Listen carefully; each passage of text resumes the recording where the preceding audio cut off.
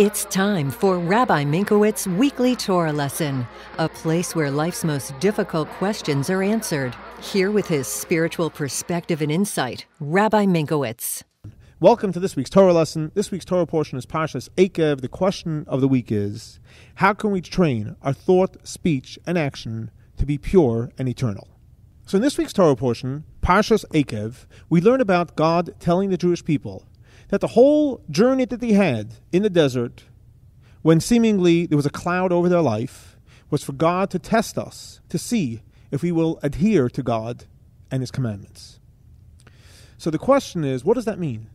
On one hand, we were in the desert. We didn't have our land. On the other hand, God took care of us.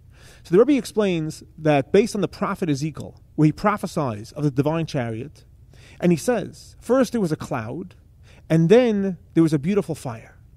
In other words, life takes place either in the dark cloud or in the fire.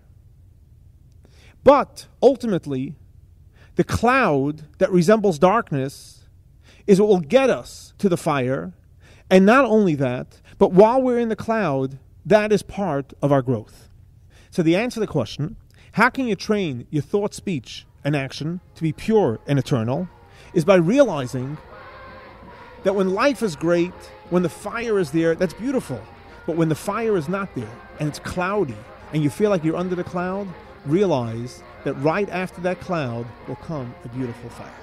This week's lesson is dedicated to the memory of Eliyahu Ephraim ben Yosef and Rashi Bas Reb Chaim Meir Halevi. May their souls be elevated for the Torah that we're studying in their memory.